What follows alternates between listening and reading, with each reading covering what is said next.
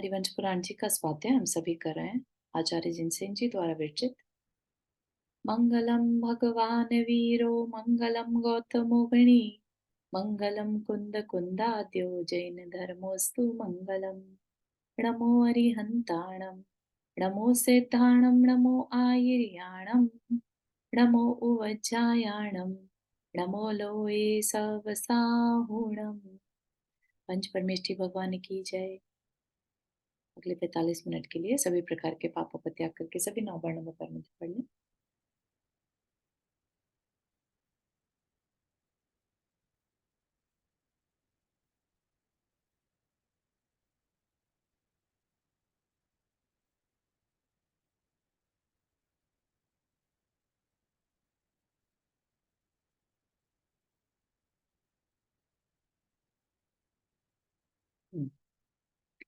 तो अभी जो हमारा प्रकरण चल रहा है, जो टॉपिक चल रहा है, वो है पांडवों का वैराग्य। एक्चुअली पांडव जो हैं वो पहुंचे थे भगवान के समोशरण में, नेमिनाथ भगवान के समोशरण में, और उन्होंने अपने पूर्व भाव के बारे में पूछा, है ना।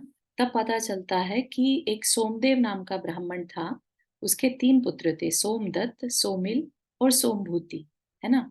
और उन्हीं के जो बच्चों का मामा था, उनके 2 पुत्रियां थी, 3 पुत्रियां थी, धनश्री, सोमश्री और नागश्री। ठीक है। तो उन तीनों कन्याओं का विवाह उन 3 भाइयों के साथ हो जाता है। ठीक।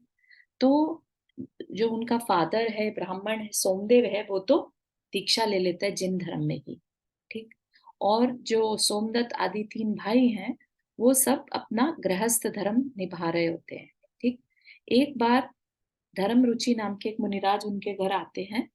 ठीक। तो वहां पर चांद्री भिक्षा के समय चांद्री चर्या से उनके घर प्रविष्ट हुए।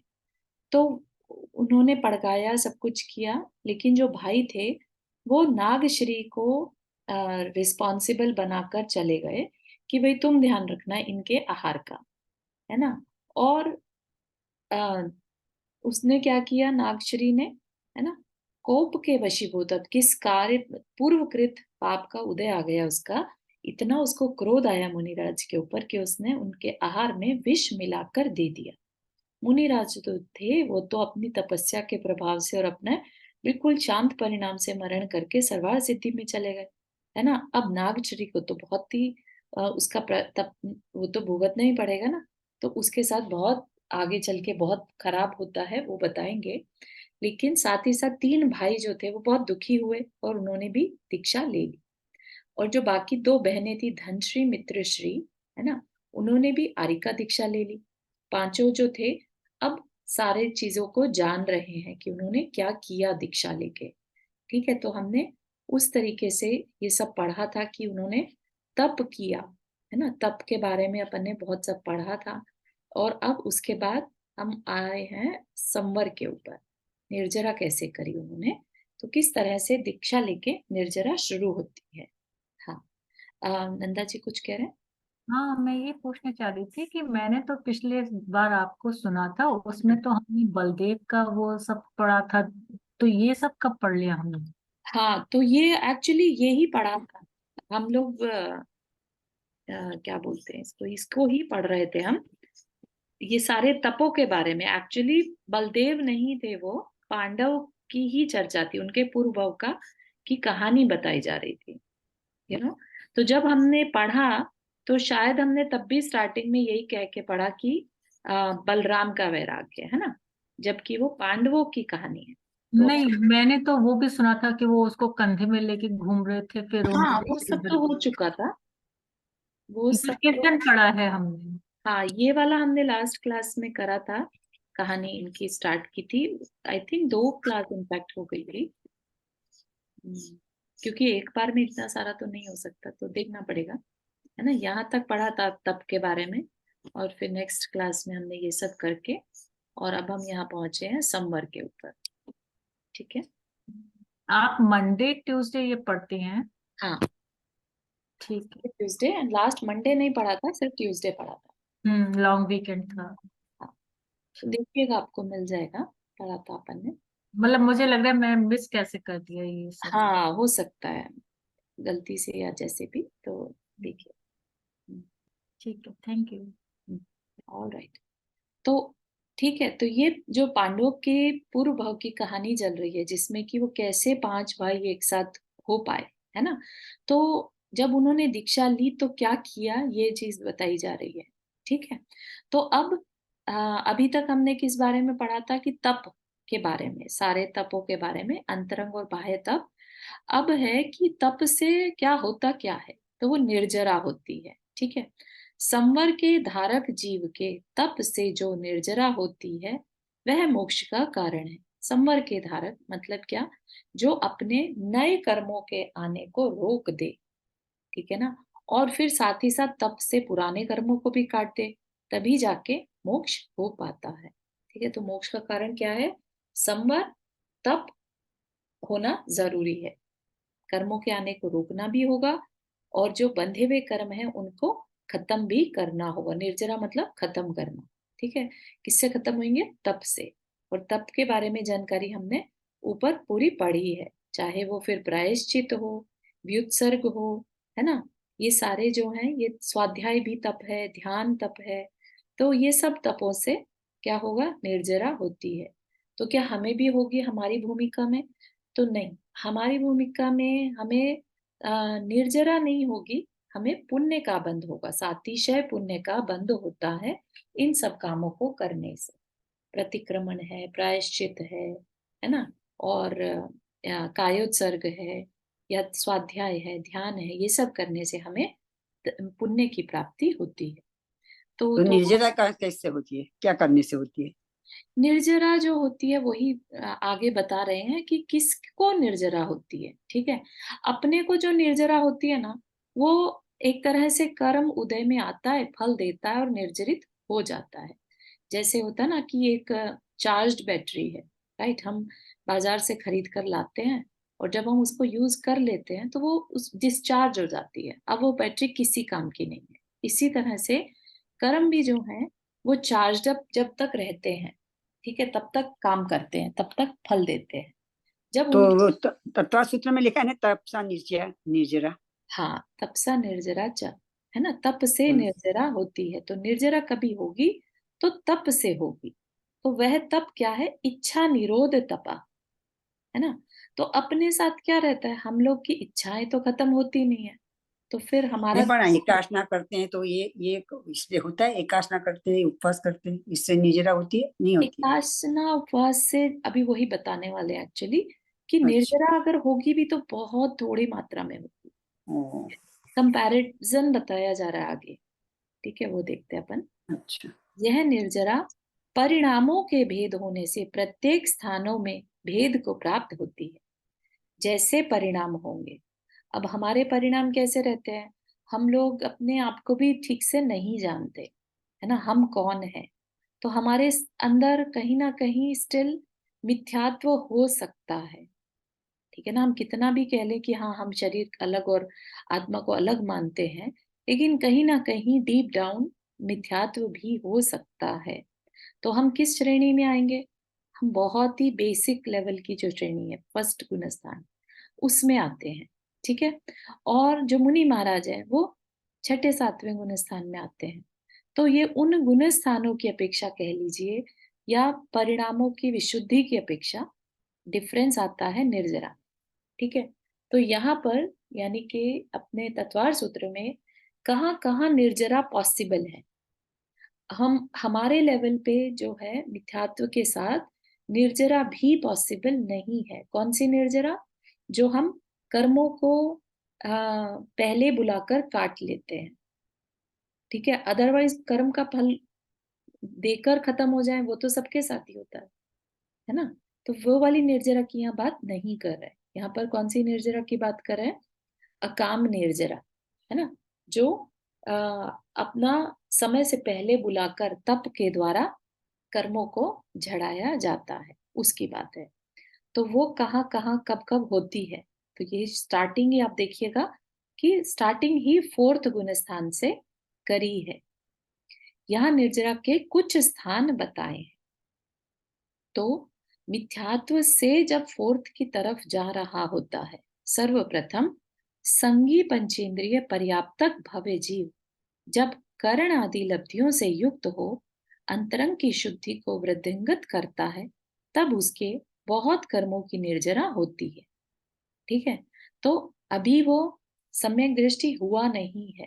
पहले गुण स्थान से जब वो सम्यक दर्शन को प्राप्त करने के निकट होता है, करण आदि लब्धियां कर रहा होता है, आपको शायद पंच लब्धियां याद हो, है ना? तो उन लब्धियों को जब वो कर रहा होता है, उस समय उसकी विशुद्धि बहुत तेजी से बढ़ती है। ठीक, उस समय उसके बहुत सारे कर्मों की एक साथ निर्जरा हो जाती है। आप खुद ही समझिए कि जो सम्यक दृष्टि जीव है ना? जब वो मिथ्यात्वी था, तब उसके कर्म जो थे, बंधे हुए कर्म थे, वो 70 कोड़ा कोड़ी सागर तक के बंधे हुए हो सकते थे। लेकिन जैसे ही सम्यक दर्शन होता है, अब उसके किसी भी कर्म की जो लेंथ है, ड्यूरेशन है, वो एक कोड़ा कोड़ी के अंतर्गत आ जाती है। 70 से एक के अंदर अंदर आ जाती है। ठीक है, तो इतना डिफरेंस कैसे आता होगा? ये एक तरह से कर्म की निर्जरा ही है ना? तो ये सिर्फ उस क्षण में पॉसिबल है जब प्रायोग्य लब्धि, करण लब्धि तक पहुंचता है। ठीक, अब जब वो उसके बाद जब यह जीव प्रथम उपशम सम्यक्त्व की प्राप्ति के योग्य करणों के मिलने पर सम्यक दृष्टि होता है, तब उसके पूर्व स्थान की अपेक्षा असंख्यात गुणी निर्जरा होती है। अब जब उसको वाकई में सम्यक दर्शन हो गया, ठीक है, थोड़ा सा टेक्निकल लग रहा होगा यहाँ तक, ये पैराग्राफ जो है ये थोड़ा टेक्निकल होगा कुछ लोगों के लिए जिन्होंने बहुत ज्यादा से गुण स्थान की बारे में नहीं समझा है। ठीक है, तो बस आप सुन लीजिए, और कभी मौका मिलेगा तो गुण स्थान के बारे में जब आप पढ़ेंगे, तब ये टॉपिक भी आपको हल्का हल्का याद आ जाएगा। ठीक है, तो यहाँ पर निर्जरा की बात कर रहे हैं, किसके अंदर निर्जरा किस लेवल की होती है। तो क्या कहा कि जो संगी पंचेंद्रिय पर्याप्तक भव्य जीव, तो हम सभी जो हैं वो इसमें आ जाते हैं। संगी भी हैं हम पंचेंद्रिय भी हैं, हम पर्याप्तक भी हैं, और हम भव्य भी मान के चल सकते हैं, है ना? तो हम जीव भी हैं। तो ये सब पॉसिबिलिटी हमारे साथ पॉसिबल है। ओनली थिंग हमें क्या करना है, करण लब्धि तक पहुंचना है। What does that mean? कि हमें अपने अंदर के भावों की विशुद्धि को बढ़ाना होगा। ठीक है, तो जब हम अपने भावों की विशुद्धि को बढ़ाते हैं, अपनी कषायों को मंद करते हैं, और हम कौन है इस पर चिंतन करते हैं, तब समझिएगा कि अंतरंग की विशुद्धि बढ़ रही है, और उस बढ़ती हुई विशुद्धि में कर्म की निर्जरा होती है। ठीक, अब उसके बाद वो सम्यक दृष्टि बन गया, लेट से, तब उसके पूर्व स्थान की अपेक्षा, मतलब अभी जो पहले जितनी निर्जरा हो रही थी ना, उससे असंख्यात गुणी निर्जरा होती है। तो पहले गुण स्थान से अब चौथे गुण स्थान में आने पर उससे पहले वाले से असंख्यात गुणी मतलब जितना पहले हो रहा था उसका मल्टीफोल्ड। लेकिन कितने मल्टीफोल्ड? असंख्यात, जिनको काउंट भी नहीं कर सकते। ठीक है, लेकिन क्या उतनी ही निर्जरा होती है? नहीं, उससे असंख्यात गुणी निर्जरा श्रावक के होती है।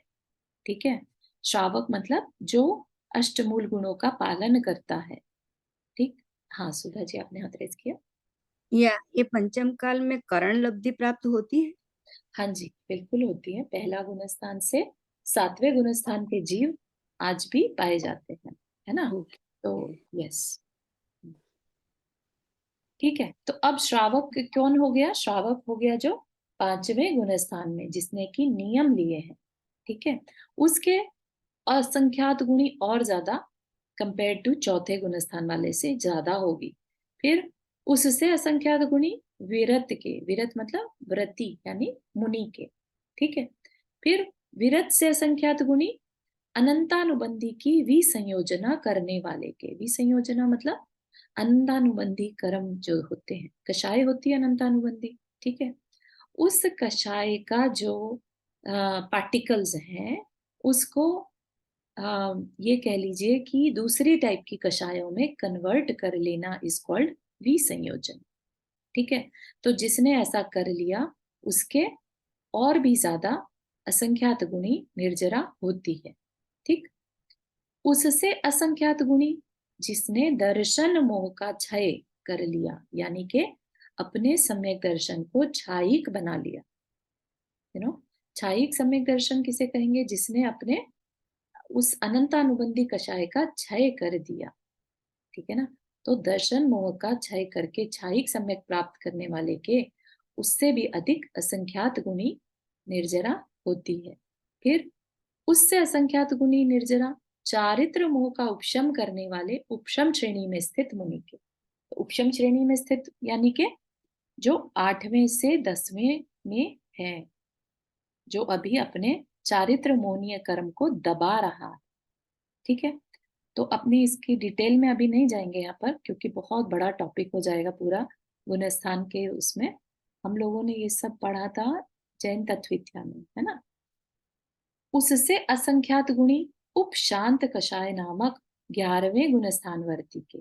ये वाला कौन सा था? 8 से 10, अब 11वें में उससे असंख्यात गुणी चारित्र मोह का क्षय करने वाले, यानी के 12वें गुणस्थान में, है ना, छपक श्रेणी में स्थित मुनि के। फिर नहीं, 12वें में अभी पहुंचे नहीं है, जो अभी चढ़ रहे हैं छपक श्रेणी, है ना। तो 8वें से जो 10वें के बाद सीधा 12वें में जाने वाले हैं उनके। उससे असंख्यात गुणी क्षीण कषाय नामक 12वें गुणस्थान वर्ती के, और उससे असंख्यात गुणी अनंत ज्ञान दर्शन के धारक केवली जिनेन्द्र के होती। ठीक है, तो ये जो क्वेश्चन था अभी हमारा कि ये निर्जरा किसके होती है, कैसे होती है, तो ये चीज कंपैरेटिवली हो जाएगी।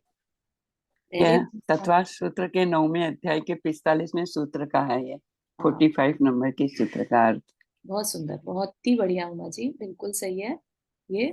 हाँ, आपने याद कर रखे हैं क्या सारे सूत्र? हाँ, very nice, very very nice. आपका ज्ञान का शिक्षण बहुत अच्छा है, बहुत आनंद। Thank you. चलिए, अब चर्चा आएगी यहाँ पर पुलाक, वकुश, कुशील, निर्गंथ और स्नातक के भेद से। निर्गंथ मुनियों के 5 भेद हैं। ठीक है, हालांकि यहाँ पर उसका रेलेवेंस नहीं है, लेकिन क्योंकि ये भी अगेन हमारे तत्वार सूत्र के 9वें अध्याय के 46 श्लोक का है, उसमें बताया है कि मुनि कितनी तरह के होते हैं। तो ये जानकारी के लिए यहाँ पर बताया जा रहा है कि जब ये सारे मुनिराज बन जा रहे हैं, हम देख रहे हैं कितने लोग, कितने मुनि दीक्षा ले लेते हैं, है ना। तो ये मुनि सब क्या एक जैसे होते हैं या इनमें कुछ डिफरेंस हो सकता है, राइट। तो बताया पुलाक, वकुश, कुशील, निर्ग्रंथ और स्नातक के भेद से निर्ग्रंथ मुनियों के 5 भेद हैं। तो निर्ग्रंथ अपने आप में भी एक भेद है, और इन सब मुनियों को निर्ग्रंथ मुनि कहते हैं। ठीक है, तो उनकी पूरी डिटेल अब आगे बता रहे हैं कि पुलाक किसे कहेंगे। पुलाक होते हैं अध कच्चा, जैसे राइस होता है ना, जब अध कच्चा हो, अभी पका नहीं पूरी तरह, उसको पुलाक कहते हैं। तो जो उत्तर गुणों की भावना से रहित हो, है ना। हमने मूल गुण उत्तर गुणों के बारे में भी पढ़ा था एक बार, है ना।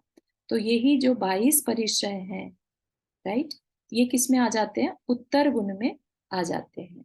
ठीक है, तो 10 धर्म हो गए, 22 परिचय हो गए, ये मुनियों के उत्तर गुण में आते हैं। तो इनकी भावना से रहित हो सकता है उनसे वो काम परिचय ना सहन हो रहे हो, तो उनमें कहीं ना कहीं दोष लगता हो। तथा मूल व्रत में भी जो कहीं भी पूर्णता को प्राप्त ना हो, वे धान्य के छिलके के समान पुलाक मुनि कहलाते हैं। ठीक है, तो before you come to any conclusion कि अरे ये फिर तो मुनि कहाँ से कहलाएंगे, लेकिन अभी आगे बता देंगे बहुत ही इंटरेस्टिंग बात कि ये भी भावलिंगी मुनि ही हैं, 6ठे 7वें गुणस्थान वाले। तो ये थोड़ी सी जानकारी जो है, हो सकता है मन में बहुत तरह के प्रश्न को खड़ा कर दे, लेकिन अब जानकारी है, और यहाँ तक कहा है कि ये बहुत हाई लेवल की रिद्धियों को धारण करने वाले मुनि होते हैं। आगे सारी जानकारी आएगी, तो इसलिए इनके बारे में कोई भी जजमेंट अपने मन में ना बनाया जाए। तो किसी तरह की मूल व्रतों में कहीं दोष लग सकता है, हो सकता है बाद में ही उसको ठीक भी कर लेते हो, है ना। ठीक, तो ये पुलाक मुनि कहलाएंगे। जो मूल व्रतों का तो अखंड रूप से पालन करते हैं, यानी कि जो मुनियों के 28 मूल गुण होते हैं ना, उनका तो पालन अच्छे से कर पाते हैं, परंतु शरीर और उपकरण को साफ सुथरा रखने में लीन रहते हैं। उनका क्या इंटरेस्ट रहता है?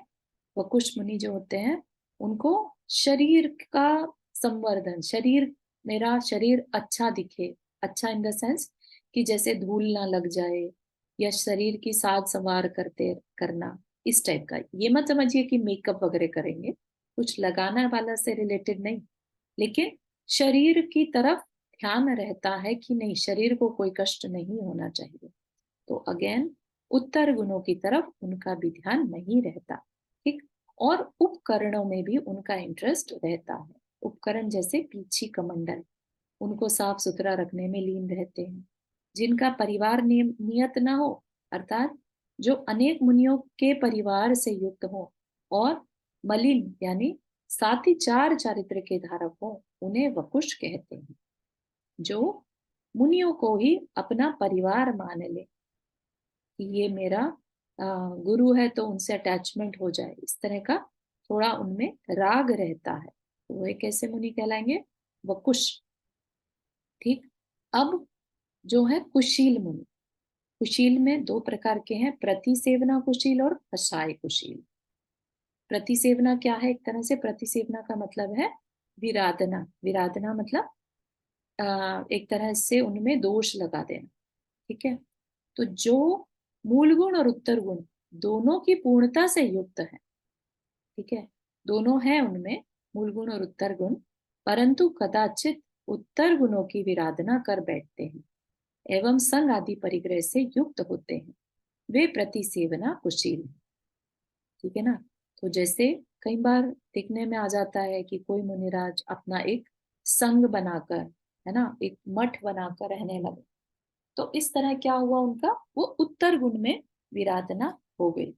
ठीक है, तो ऐसे मुनि को क्या कहेंगे? प्रतिसेवना कुशील मुनि। ये भी क्या है? ये भी भावलिंगी मुनि ही है। ठीक है, तो इनके बारे में भी अपने को कुछ जजमेंट या अंदर से कुछ नहीं सोचना, ये भी निर्ग्रंथ बताए, ग्रंथि रहित। ठीक है, और जिनके कषाय शांत हो गए, सिर्फ संजुलन का उदय रह गया है, वे कषाय कुशील कहलाते हैं। मतलब कि जो मूल गुण और उत्तर गुण दोनों का पूरी तरह से पालन करते हैं और सिर्फ जिनके संजुलन कषाय रह गया, वे कषाय कुशील कहलाते हैं। तो ये जो मुनिराज है वह छठे गुण स्थान से लेकर 10वें तक हो सकते हैं। ठीक है, और निर्ग्रंथ जो यहाँ पर चौथा प्रकार बताया ना, निर्ग्रंथ, वो कौन हुए?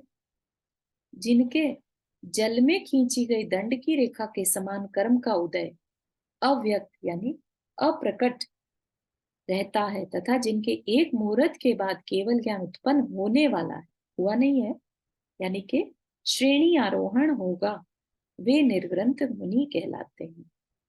ठीक है, तो जो एकदम से श्रेणी आरोहण करने ही वाले हैं, उनका यहाँ पर उनकी चर्चा। और जिनके घातिया कर्म नष्ट हो गए हैं, है ना, जिनका केवल ज्ञान प्रकट हो गया है, ऐसे केवली भगवान कौन से मुनि कहलाएंगे? स्नातक मुनि कहलाते हैं। ये पांचों ही मुनि नैगम आदि नयों की अपेक्षा निर्ग्रंथ माने जाते हैं। नैगम आदि नय जो ग्रुप करके अगर देखें, है ना, 5 प्रकार के पेड़ हैं, जैसे हम उन्हें क्या कह सकते हैं? एक जंगल कह सकते हैं, है ना। तो इसी तरह से जो मुनि है डिफरेंट डिफरेंट है, उन्हें इकट्ठा कर दिया जाए तो निर्ग्रंथ ही कहलाते हैं। ठीक है, अब साध्य साधन के भेद से युक्त वे पुलाक आदि मुनि संयम आदि 8 अनुयोगों के द्वारा साध्य हैं। साध्य है मतलब उनकी पहचान किससे और भी तरीकों से होती है, उनमें क्या डिफरेंसेस होते हैं वो बता रहे हैं। ठीक है, तो जैसे कि चारित्र की अपेक्षा बता रहे हैं पहले कि पुलाक वकुश और प्रतिसेवना कुशील मुनि प्रारंभ के सामायिक उच्छेदोपस्थ इन 2 संयमों में कषाय कुशील यथाख्यात को छोड़कर शेष 4 संयम में और निर्ग्रंथ तथा स्नातक यथाख्यात संयम में स्थित है। ठीक है, तो आपको, I am not very sure कि आपको याद होगा, 5 प्रकार के चारित्र बताए गए थे: सामायिक, छेदोपस्थापना, परिहार, विशुद्धि और अम, यथाख्यात और सूक्ष्म सांपराय। सूक्ष्म संप्राय, है ना। तो ये 5 जो चारित्र हैं, थैंक यू उमा जी, इनमें से जो पुलाक, वकुश और प्रतिसेवना कुशील है, इनका तो एक ग्रुप मान के चलिएगा, और एक कषाय कुशील, है ना, और निर्ग्रंथ और स्नातक। तो ये क्या है, पहले वाले 3 जो हैं वो तो सामान्य से मुनि हो गए, ठीक है। फिर कषाय कुशील जो है वो 4 प्रकार के संयमों में पॉसिबल है, और निर्गंथ स्नातक जो है वो यथाख्यात यानी 13वें गुणस्थान, ऑलमोस्ट 13वें गुणस्थान हो जाता है, तो इसलिए उसमें स्थित है, ठीक है। अब 5 मुनियों के श्रुत आदि का भी यथाक्रम से कथन किया जाता है। श्रुत आदि का मतलब उनकी नॉलेज लेवल, कितना ज्ञान वो हासिल कर सकते हैं। तो ज्ञान हासिल मतलब द्वादशांग जो है उसे श्रुत कहते हैं, राइट। तो कितने लेवल तक श्रुत का ज्ञान हासिल कर सकते हैं, तो क्या कहा, प्रतिसेवना कुशील, पुलाक और बकुश ये उत्कृष्ट रूप से अभिन्न 10 पूर्व श्रुत को धारण करते हैं, ठीक है। अभिन्न 10 पूर्व श्रुत मतलब 10वां जो पूर्व है, 11 अंग और 10 पूर्व को धारण कर सकते हैं, ठीक है। और जो कषाय, कुशील और निर्ग्रंथ नामक मुनि है, वे सब 14 पूर्व को धारण करते हैं, ठीक है। जघन्य की अपेक्षा, जघन्य मतलब मिनिमम कितना हो सकता है, ठीक है। तो वो क्या बताया, पुलाक मुनि के आचार वस्तु स्वरूप श्रुत होता है। तो यहाँ पर क्या है, ये जो तत्वार सूत्र पे प्रणम्य सागर महाराज जी का प्रवचन है, उसके अकॉर्डिंगली आचार वस्तु स्वरूप रूप जो है 9वें गुण स्थान का तीसरा पार्ट है, एक्चुअली उसको आचार वस्तु स्वरूप नाम दिया है। तो वहां तक का नॉलेज उनको मिनिमम होता ही है, ठीक है। और मैक्सिमम हमने कहा देखा 10 पूर्व तक कर सकते हैं, ठीक। और निर्ग्रंथ पर्यंत समस्त मुनियों के 5 समिति, 3 गुप्ती रूप, अष्ट प्रवचन मात्रिका मात्रिका प्रमाण श्रुत होता है। मतलब कि वो इस लेवल का चारित्र पालन कर सकते हैं, क्योंकि निर्ग्रंथ मुनि हमने कहाँ तक देखे थे, हमने देखे यथाख्यात चारित्र, है ना। हाँ, प्राची भी कुछ कहना चाहिए। हाँ, मेरे को ये नहीं समझ में आया, तो एक ही कहानी आती है शिवभूति मुनि की, अरे उनको कुछ भी नहीं पता था, तो इसका मतलब वो और सब लोग उसको लेके ही मानते हैं, अरे कुछ ज्ञान की जरूरत नहीं है। करेक्ट। तो इसका मतलब मिनिमम ज्ञान तो होता ही है मुनिराजों को काफी ज्यादा। नहीं नहीं नहीं, ये कुछ स्पेशल टाइप के मुनियों की ही चर्चा चल रही है यहाँ पर। पुलाक, वकुश, कुशील मुनि, है ना। हम्म। सभी इस कैटेगरी में आ जाते हो, सभी ऐसे हो कि नहीं मूल गुणों में दोष लगा ले, ऐसा नहीं। ये कुछ स्पेशल मुनि हैं जिनकी की चर्चा हम्म। यहाँ पर करके बताया जा रहा है कि ये कितना भी इनमें दोष भी लगता हो, लेकिन फिर भी ये भावलिंगी ही मुनि है। ओके। हाँ, तो इसलिए अपने को इसमें कंफ्यूज नहीं होना कि सभी मुनिराज इन्हीं की कैटेगरी में आते हैं, ठीक है। इनके अलावा जो सामान्य मुनि है वो तो है ही है, ये जो स्पेशल कैटेगरी के हैं उनकी बात करें, ठीक है। तो जो पुलाक वो कुछ बताए उनमें कहीं ना कहीं दोष रहता है, ठीक है। तो इनके 5 समिति, 3 गुप्ती रूप, अष्ट प्रवचन मात्रिका प्रमाण श्रुत होता है। अब इसकी एक्सप्लेनेशन महाराज जी ने भी यही बताया कि बहुत ज्यादा कहीं नहीं मिलती है कि क्या है अष्ट प्रवचन मात्रिका, ठीक है। लेकिन 5 समिति, 3 गुप्ती ये अपन सब जानते हैं, बहुत बार पढ़ा है इसके बारे में, राइट। तो लेकिन उस तक पहुंचने के लिए भी बहुत बड़ा प्रमाण श्रुत ग्रहण करना होता होगा, है ना, तब जाके कोई 5 समिति, 3 गुप्ती रूप ज्ञान पा सकता है। अष्ट प्रवचन में 5 समिति एंड 3 गुप्ती, हाँ, अष्ट 8 हो गए ना, राइट। लेकिन फिर भी इसकी डिटेल एक्सप्लेनेशन नहीं मिलती, ठीक है। तो इस वजह से डेफिनेटली ये मानकर चला जा रहा है कि जब पुलाक और वकुश को कंपेरेटिवली निर्ग्रंथ मुनियों से कम बताया है, तो यहाँ पर उनका ज्ञान भी निर्गंध मुनियों की अपेक्षा कम होगा, तो निर्गंध मुनियों का ज्ञान कंपेयर टू पुलाक मुनि ज्यादा है। तो अगर पुलाक, यहाँ पर जो बताया है, पुलाक व कुश जो है अभिन्न दशपूर्व को धारण करते हैं, तो डेफिनेटली निर्ग्रंथ पर्यंत जो समस्त मुनि है वो तो उनका नॉलेज और ज्यादा होता होगा। ठीक है ना। अब प्रतिसेवना की अपेक्षा पुलाक मुनि 5 महाव्रत तथा रात्रि भोजन त्याग, इनमें से किसी एक का कभी दूसरों का बलपूर्वक जबरदस्ती से सेवन करने वाला होता है। पुलाक मुनि क्या कर सकते हैं, गड़बड़ कहाँ हो सकती है, 5 महाव्रत और रात्रि भोजन त्याग में से किसी एक का दूसरे के कारण जबरदस्ती, है ना, ऐसा कुछ दोष लग जाता है, खुद की इच्छा से नहीं, दूसरों के कारण। तो ऐसी भी जानकारी मिलती है। वकुश के सोपकरण वकुश और शरीर वकुश की अपेक्षा 2 भेद होते हैं। सोपकरण मतलब जो उनके उपकरण हैं, उनकी साज संभाल करने वाले, और शरीर वकुश जो शरीर को संस्कारित करते हैं, शरीर की शोभा बढ़ाना चाहते हैं। ठीक है, तो वकुश के 2 भेद बता दिए। ठीक। प्रतिसेवना कुशील मूल गुणों में विराधना नहीं करते। विराधना मतलब दोष लगाना। मूल गुणों में दोष नहीं लगाते, किंतु उत्तर गुणों में कभी कोई विराधना कर बैठते हैं। कषाय कुशील जो बताए थे, निर्ग्रंथ और स्नातक, ये 3 प्रकार के जो मुनि हैं प्रतिसेवना यानी विराधना से रहित होते हैं। ठीक है। तीर्थ की अपेक्षा पुलाक आदि 5 मुनि सभी तीर्थंकरों के तीर्थ में होते हैं। तो ऐसा नहीं कि वो सिर्फ महावीर भगवान के तीर्थ में ही होंगे, वो सारे 24 तीर्थंकर में से सभी के तीर्थों में ये 5 प्रकार के मुनि होते थे। लिंग के भाव और द्रव्य की अपेक्षा 2 भेद होते हैं। लिंग के भावलिंग और द्रव्यलिंग। भावलिंग मतलब भावों से वो कैसा सोचता है, और द्रव्य मतलब बाह्य रूप से कैसा है। ठीक है। तो क्या कहा, भावलिंग की अपेक्षा यानी उनके अंदर के भावों की अपेक्षा पुलाक आदि 5 मुनि निर्ग्रंथ लिंग के धारक हैं।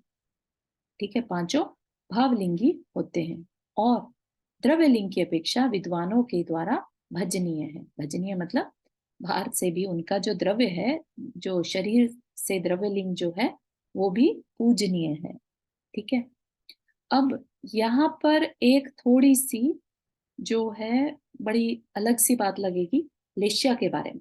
ठीक है, जिसका कि कोई एक्सप्लेनेशन नहीं है, और ये कहा जाता है कि किसी और ग्रंथ में ये जानकारी नहीं मिलती। ठीक है, तो वो देखते हैं क्या है ऐसा।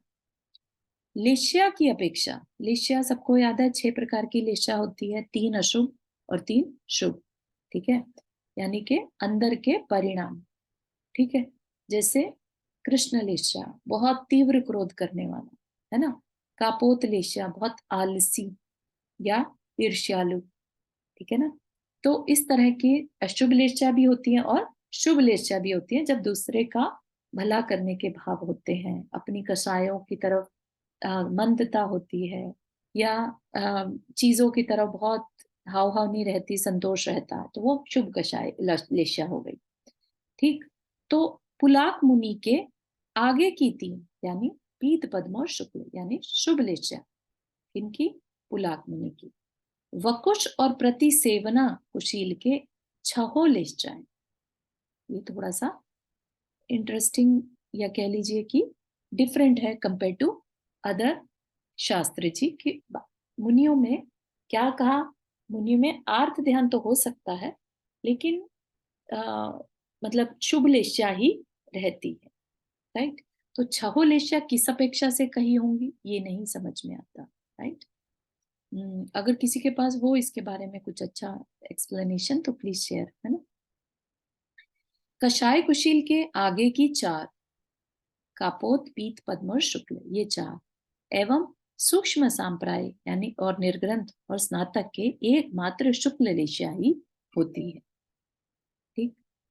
तो ये भी इंटरेस्टिंग है कि उनके अंदर कषाय तो बहुत कम है ना, संज्वलन कषाय है, लेकिन साथ ही साथ कह दिया कापोत लेशिया। ठीक है ना। तो ये भी इंटरेस्टिंग। अयोग केवली, अयोग मतलब 14वें गुणस्थान के जो स्नातक हैं, जो केवली हैं, वो लेश्या से रहित होते हैं, क्योंकि वहां पर योग नहीं है। लेश्या के लिए योग का होना जरूरी है। ठीक है, तो यहां तक की हो गई। अब इनका जो जन्म है वो कौन से स्वर्ग तक हो सकता है, उसके बारे में थोड़ा सा बता रहे हैं। ठीक, तो उपपाद की अपेक्षा, उपपाद मतलब जो अगले भाव में उन्हें सारे मुनिराज हैं, और इन सारे मुनिराज को नियम से स्वर्ग जाते हैं, तो इसलिए कहा उपपाद की अपेक्षा पुलाक का उपाद, उपाद शैया पर जन्म होता है तो वो सहस्रार स्वर्ग में होता है।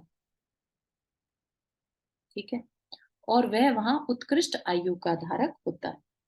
सहस्रार स्वर्ग 12वें स्वर्ग से 12वां स्वर्ग में जन्म होता है। ठीक, प्रति सेवना कुशील और वकुश का उपपाद आरण और अच्युत स्वर्ग में होता है, 15वां और 16वां स्वर्ग। ठीक है ना। निर्ग्रंथ जो कि 11वें गुणस्थानवर्ती और कषाय कुशील का उपाद सर्वार्थ सिद्धि में होता है, और हमें सबको मालूम है सर्वार्थ सिद्धि में भावलिंगी मुनि ही जा सकते हैं। तो यहाँ पर ये तो क्लियर है कि ये सब मुनिराज जो हैं भावलिंगी मुनिराज ही हैं। ठीक है ना। और जगन्य की अपेक्षा पुलाक आदि पांचों मुनियों का उपाद सौधर्म स्वर्ग में होता है, और वहां वे 2 सागर की आयु के धारक होते हैं। इसी वजह से अगर भाव विशुद्धि कम हो जाती होगी तो फिर वो नीचे के स्वर्गों में जन्म ले सकते हैं। ठीक है, प्रारंभ में संयम में जो स्थान भेद होते हैं वे कषाय के निमित्त से होते हैं, और उनमें असंख्य और अनंत गुणी संयम की प्राप्ति होती है। प्रारंभ में संयम में जो स्थान भेद होते हैं, संयम के भी स्थान होते हैं, कितना संयम किसके अंदर है, कितना पालन कर पा रहे हैं, है ना। तो वो क्या है, कषाय के कारण। किसकी कषाय भी तो ज्यादा कम हो सकती है ना, कैटेगरीज होती हैं, राइट। तो उसकी अपेक्षा से उनमें डिफरेंस होता है। ठीक है, तो उनमें कभी कषाय होती है, और आगे जैसे जो हम निर्ग्रंथ मुनिराज देख रहे हैं, जो स्नातक हैं, लेट्स से जिन्होंने अपने कर्मों को खत्म कर दिया, कषाय ही नहीं है, राइट। तो ऐसे मुनि भी हैं।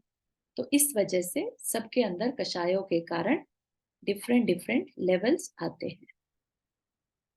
इनमें सर्व जघन्य लब्धि स्थान, सर्व जघन्य लब्धि स्थान मतलब जो सबसे नीचे का स्थान है वो कषाय कुशील और पुलाक मुनि के होते हैं। ये दोनों मुनि असंख्य स्थानों तक साथ साथ जाते हैं। उसके बाद पुलाक मुनि नीचे विच्छिन्न हो जाता है, नीचे रह जाता है, और कषाय कुशील असंख्य स्थान तक आगे चला जाता है, क्योंकि कषाय कुशील जो है वो अपनी श्रेणी आरोहण कर लेते हैं। ठीक है, हमने क्या देखा था, श्रेणी आरोहण कर सकते हैं, बाकी जो 2 मुनिराज हैं वो श्रेणी आरोहण नहीं कर सकते, है ना, इसलिए वो पीछे रह जाते हैं, और जो कषाय कुशील है वो आगे निकल जाते हैं। ठीक है, तदनंतर वकुश और दोनों प्रकार के कुशील साथ साथ असंख्यात स्थानों तक जाते हैं। सिमिलर सिचुएशन जो अभी पुलाक मुनि के साथ थी, ऐसे ही वकुश के साथ बनी। वकुश पीछे रह जाएंगे और दोनों कुशील आगे बढ़ जाते हैं। ठीक है, तदनंतर उसके बाद क्या है, साथ साथ बढ़ रहे थे, अब जो प्रति सेवना कुशील है वो भी पीछे छूट जाएगा, क्योंकि वह भी श्रेणी आरोहण नहीं कर पाता। कौन करता है, कषाय कुशील जो है असंख्य स्थान आगे चला जाता है। असंख्य स्थान मतलब यहाँ पर संयम की अपेक्षा मानिएगा। ठीक है, संयम में वो आगे बढ़ जाता है, क्योंकि अंदर में विशुद्धि बढ़ जा रही है ना। इसके आगे कषाय कुशील भी निवृत्त हो जाता है। तदनंतर कषाय रहित संयम के स्थान प्रकट होते हैं, और उन्हें निर्ग्रंथ मुनि प्राप्त करता है। ठीक है, तो कषाय कुशील भी पीछे रह गया। अब कौन आगे जाएगा, निर्ग्रंथ मुनि जो है वही कषाय रहित अवस्था को प्राप्त कर सकता है ना। वो श्रेणी आरोहण कर रहा है, 12वें गुणस्थान से अब 13वें की ओर जा रहा है। ठीक है, तो वह असंख्य स्थानों तक जाकर पीछे छूट जाता है। इसके आगे संयम का एक स्थान रहता है, जिसे अनंत गुण रूप विधियों को धारण करने वाला स्नातक प्राप्त करता है, यानी कि केवली, है ना। जो केवली होते हैं, चाहे वो सामान्य केवली हो, चाहे वो तीर्थंकर केवली हो, है ना, वो ही सबसे उत्कृष्ट संयम स्थान को प्राप्त करते हैं, और वह वहां कर्मों का अंत करके निर्वाण को प्राप्त होता है। तो यहाँ पर ये जो सारी इंफॉर्मेशन है वो बताई जा रही है बेसिकली कि लेट से मुनि बन भी गए, है ना, फिर क्या होता है, ठीक है ना। मुनियों में भी तो वैरायटी हो सकती है। हम जब भी पढ़ते हैं मुनि दीक्षा ले ली, मुनि दीक्षा लेकर उन्होंने केवल ज्ञान प्राप्त कर लिया, लेकिन खाली मुनि बनने के बाद भी बहुत लंबा चौड़ा प्रोसेस है, बहुत डिटेल्स हैं उसमें, है ना। किस तरह के परिणाम है, किस तरह की लेशा है, किस तरह की कषाय है, कितना तप है, ये सब मैटर करेगा, ठीक है ना। तो ये सब है। इसके आगे भी थोड़ा सा विषय और है जिसमें कि इनके बारे में डिफरेंसेस हैं, तो उसको अपन नेक्स्ट कल की क्लास में लेते हैं। यहाँ तक के किसी को कोई क्वेश्चन है तो बताइए। मतलब ये मुनियों के जन्म कैसे होगा आगे चल के, ये वो है सब, ये जो आपने बताया, ये कषाय नहीं, कषाय कुशल और ये इनका जो अभी बताया जो दोनों का पुलाक मुनि। सारा जो ओवरऑल आप देखिएगा बिगर पिक्चर करके, तो हाँ इन ये मुनि कैसे कैसे डिफरेंट होते हैं एक दूसरे से, ठीक है। अच्छा। तो जन्म की अपेक्षा अगला जन्म किसको कहाँ मिल सकता है ना, एक लिमिटेशन है। पुलाक कहाँ तक जा सकते हैं, कौन से स्वर्ग में जन्म ले सकते हैं, और वह कुछ कौन से में ले सकते हैं, ये सारी जानकारी दी है अभी, ठीक है ना। मतलब ये कषाय कुशल और पुलाक मुनि एक साथ चलते हैं, फिर बाद में अलग हो जा, मतलब कुछ आगे निकल जाते हैं कुशल ये मुनि, हाँ हाँ। है ना। और ऐसा नहीं कि कोई दो लोगों को कंपटीशन हो रहा है, लेकिन हाँ अगर वो साथ चल रहे हैं तो थोड़ी देर तक तो साथ चलेंगे, लेकिन फिर क्या होगा, पुलाक की उतनी विशुद्धि नहीं रह जाती जितना कि कुशील मुनि की होती है। और बाद में कुशल मुनि के साथ कौन चलते हैं। कुशील मुनि के साथ भी दो पार्ट होते हैं उनके, प्रतिसेवना दोबारा कुशील और कषाय कुशील। तो प्रतिसेवना पीछे रह जाते हैं और कषाय कुशील जो है आगे बढ़ जाते हैं, ठीक। और फिर उसके बाद निर्ग्रंथ, और निर्ग्रंथ के बाद स्नातक। बहुत कंफ्यूजिंग, मतलब हाँ, बहुत क्योंकि मतलब ये बहुत टिपिकल टेक्निकल टॉपिक चल पड़ा है, तो हाँ, लेकिन इसके बाद थोड़ा सा और रह गया, एंड देन फिर स्टोरी पे आ जाएंगे। Thank you. हाँ, यहाँ तक है, इसके बाद फिर स्टोरी पे आ जाएंगे। ये यहाँ से स्टोरी चालू है, तो 2 पेज और हैं अभी, तो कल हम वापस से स्टोरी पर आ सकते हैं। रीटा आंटी आपने हाथ रेज किया। हाँ जय जी नैन, जय जी। मेरा क्वेश्चन एक था कि जो मुनि श्रेणी रोहण नहीं करते हैं तो क्या वो गुण स्थानक में वापिस छठे सातवें गुण स्थानक वापिस से दूसरे 3 से चौथे गुण स्थानक में आ जाते हैं क्या? डिपेंड करता है किस तरह के कर्म का उदय हो गया है ना। जो उपचम श्रेणी में है वो नीचे तो डेफिनेटली आएगा, हाँ क्योंकि अंतर मुहूर्त तक ही वहां रुक सकता है, उसके बाद नीचे आएंगे। और अगर उस समय मिथ्यात्व का उदय आ गया तो पहले में भी चले जा सकते हैं, लेकिन परिणाम संभाल लिए कुछ है तो वापस से 11वें से सीधा छठे में भी आ सकते हैं। या ओके, थैंक यू। रुक्मणी ये आंटी आप एक एग्जाम्पल देके समझाओ जैसे चारू जैसे ये पुलाक मुनि वगैरह बताए, तो इनकी लेश्य तो शुक्ल है, फिर भी ये लोगों का कम रहता है। किनकी शुक्ल है? शुक्ल तो इनके पुलाक वगैरह, पुलाक मुनि वगैरह के ऊपर बताई ना कि शुक्ल हाँ लेश्य रहती है हाँ इनकी। हाँ हाँ, तो रह सकती है। शुक्ल लेश्या के साथ हो सकता है सबसे उत्कृष्ट जो उनकी, क्योंकि उनका संयम भी तो देखा जा रहा है ना, कितनी अच्छा विशुद्धि थी, वो सब भी देखा जा रहा है। खाली शुक्ल लेश्या से नहीं कोई भी अपना मोक्ष कर सकता। ठीक है, तो उनकी मतलब संयम में विशुद्धि कम रहती है। हाँ हाँ, ओके संयम स्थान जो है वो थैंक यू कम रहता थैंक यू। है। नंदा जी आपका क्वेश्चन था कुछ? हाँ, ये आप बता रहे थे ना अभी कि ये मतलब अंतर मुहूर्त में आप शपाक श्रेणी चलते हो, और अगर उस टाइम में, क्योंकि शपाक श्रेणी तो तभी होता है ना जब आपके परिणाम में बहुत ज्यादा शुद्धता हो, तो करेक्ट। वो उसमें फिर मतलब गलत विचार कैसे आ गए कि वो इतना नीचे तक आ गए? गलत विचार तो देखो क्या क्या चीज हुई उसमें, मतलब जो आपने कहा ना कि भावों को नहीं संभाला, तो हाँ, ये क्या कह सकते हैं? एनीथिंग इज पॉसिबल, क्योंकि अगर कषाय कहीं ना कहीं आत्मा में है तो उनका उदय आ सकता है। उदय आएगा तो भाव भी बदल सकते हैं, ठीक है ना।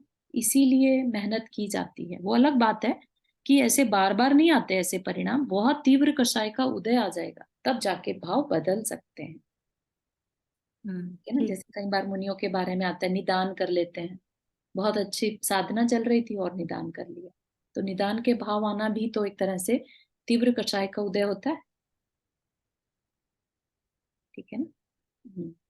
प्राची जी, आपका हाथ रेज्ड है, इज दैट फ्रॉम प्रीवियस? हो गया आपका आंसर ना? लोअर करना। सॉरी, मुझे फिर से हाँ हाँ कंफ्यूजन। आपने हाँ, कहा सॉरी, बाय मिस्टेक है। निदान आ गया, तो ऐसे तो वासुदेव ने भी निदान किया था। करेक्ट। ठीक है, उनकी वासुदेव की लाइफ में भी उन्होंने बहुत दुख भी देखे, सुख भी देखे, क्योंकि उन्होंने अपने बच्चों को मरते हुए देखा, मतलब बच्चों को मरते हुए या बच्चों के साथ जो हो रहा था वो उनको हटाना पड़ रहा था सब। तो लेकिन बाद में वो मोक्ष गए, तो निदान करना क्या गलत है? क्या वो उस समय पहला जो जन्म था उनका, जिस समय वो मुनि थे और उन्होंने बहुत वो किया था, तब उस उस निदान, जन्म में क्या मोक्ष जा सकते थे वो? करेक्ट, उसमें ही मोक्ष जा सकते थे, लेकिन उन्होंने अभी और अपने लिए संसार देखने की मांग कर ली, अच्छा। है ना, वो चीज। हाँ, वर्षा जी आपने हाथ रेज किया। हाँ जी, जय जिनेन्द्र सभी को। मेरा मतलब मुझे ये समझ में नहीं आया कि आत्मा में कषाय रहती है तो मतलब पूर्व भाव की रहती है कि इस भाव की? दोनों पॉसिबल हैं, दोनों ही पॉसिबल है। पूर्व भाव का भी हो सकता है कषाय, क्योंकि क्योंकि अभी परिणाम शांत अगर हो तो आत्मा में कषाय कैसे आएगी, मतलब पता नहीं, चला मुझे। हर समय कषाय मतलब कर्म का उदय चलता रहता है, ठीक है ना। अच्छा अच्छा, हाँ हाँ, समझ तो गई। अभी एक कर्म। कर्म का उदय चल रहा है, लेकिन थोड़ी ही देर बाद दूसरे कर्म का उदय आ गया, लेट से तीव्र कर्म का उदय आ गया, और किसी ऐसे पर्सन को देखकर अपने को बहुत तेज गुस्सा आ गया, समझ रहे हैं आप? अच्छा, कि क्या जी है, जी जी, क्योंकि आत्मा में कर्म बंधे हैं। बंदे हैं। अच्छा, इसके वजह से आत्मा में रहती ही है Exactly, वो कषाय। अगला क्षण में हमें कैसे भाव आ जाए, यू नेवर नो, ओके। ठीक है ना। वो अलग बात है कि हम अपने वर्तमान में नहीं है लेकिन बाद में आ सकते हैं, आ पहले के सकते हो हैं, सकते बिल्कुल हैं। सही है। ऐसी जी जी सिचुएशन आ सकती है, लेट से हम शारीरिक रूप से बहुत कमजोर हो जाएं, तो हमें हर चीज में चिड़चिड़ापन, है ना, ये सब जी, जो समझ गई। हो रहा है, तो ये सब भी आप उधर में पॉसिबल ठीक है, मैं पहले कंफ्यूज थी, आप समझ गई। ठीक है, थैंक यू, जय जिनेन्द्र। है। चारों एक चीज और पूछनी थी। जैसे जो करण लब्धि है ये बहुत सुपीरियर है, ठीक है।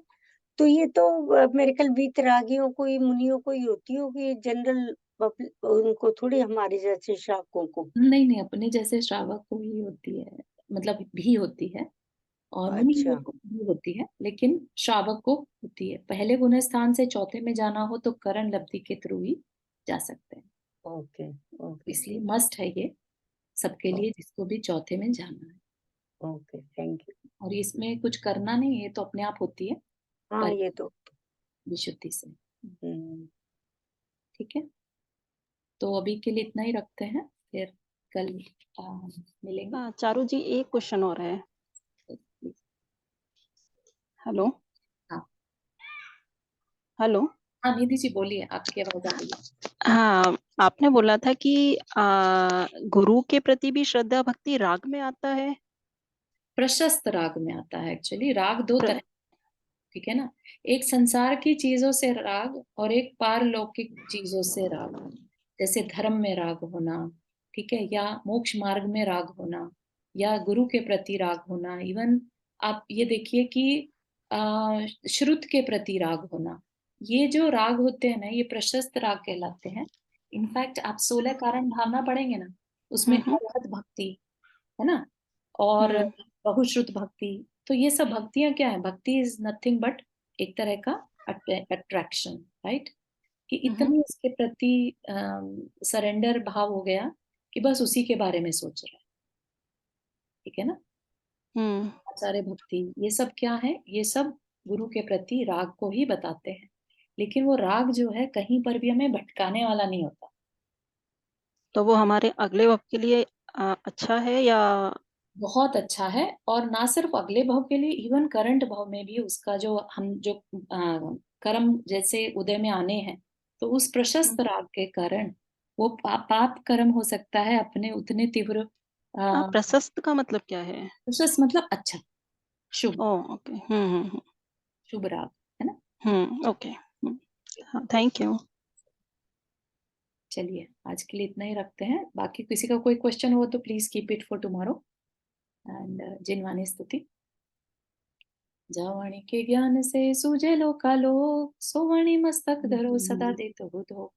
हे जिनवाणी भारती तो ही जपो दिन रैन, जो तेरा शरणा गए सो पावे सुख चैन। नौ बाय नंबर।